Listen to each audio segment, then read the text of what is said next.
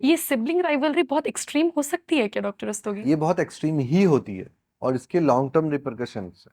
जैसे कि एक किस्सा। अगर आप इसे देखें, कितने पेरेंट्स, कितने भाई बहन ऐसे हैं जो शादियों के बाद जब वो थोड़े बड़े हो गए वो साथ रह रहे हैं या साथ बिजनेस कर रहे हैं, हम्म। वो बस कागज पे रह जाते हैं या शादी ब्याह के लिए रह जाते हैं कि इनके ताऊ जी हैं, इनके चाचा जी हैं, और उनमें वो इंटीमेसी जो बचपन में थी वो खत्म ही हो जाती है।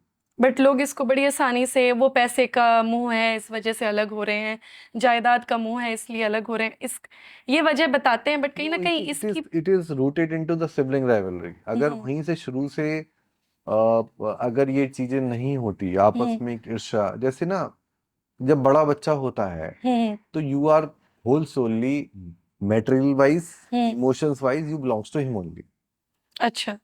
अब दूसरा बच्चा आने वाला है, आपने कोई उसकी ना प्रिपरेशन नहीं करी कि दूसरा बच्चा हमारे घर में आने ये वाला मेरे साथ हुआ है डॉक्टर रस्तोगी। पेंसिल बॉक्स से लेकर के यूनिफॉर्म तक सब मुझे अपने भाई की मिली है। है। नहीं नहीं, आपको मिली है, आपको तो फिर भी अच्छा लगा, बट तानिया, जो आपका बड़ा भाई है हाँ जी। उसे ये कभी अच्छा नहीं लगा कि मेरा सामान क्यों कि दिया जा मेरा रहा है। सामान इसे क्यों दिया जा रहा है। हम्म। तो उन्होंने एक एरोगेंस आपके खिलाफ पैदा कर दी, चाहे वो मैनिफेस्ट हुई उस समय या नहीं हुई, हम्म। बट एक इरिटेशन उसके दिमाग में डाल दी।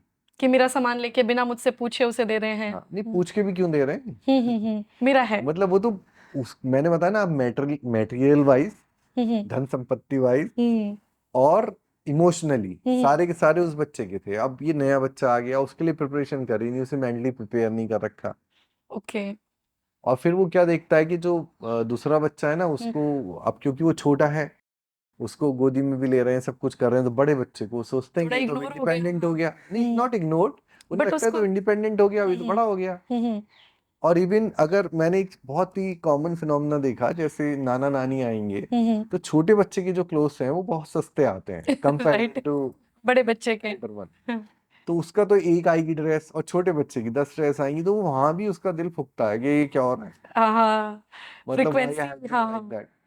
तो ऐसी बहुत सारी बातें हैं जो बच्चे के छोटे से मन को बहुत हम्म। डैमेज करती हैं। अब ऐसा है कि अब कुछ टाइम से, जैसे कि इंस्टाग्राम हो गया, फेसबुक हो गया, जब से इनका चलन थोड़ा सा ज्यादा हो गया है कोविड-19 से, हर प्लेटफॉर्म पे इतना ज्यादा कंटेंट है पेरेंटिंग 101 को लेकर के। अच्छी पेरेंटिंग किसे कहते हैं, बुरी पेरेंटिंग किसे कहते हैं। जैसे कि एक किस्सा मुझे याद आ रहा है कि एक महिला अपने बच्चे को ब्रेस्ट फीड कर रही हैं, और पूरा कमेंट सेक्शन दो हिस्से में डिवाइड हो गया है। कुछ लोग उसे अच्छा कह रहे हैं कि नहीं, ये बाकी जो मॉडर्न लड़कियां आ रही हैं जो ब्रेस्ट फीड करने से डरती हैं, बचती हैं, उनके लिए एक अच्छा एग्जाम्पल है।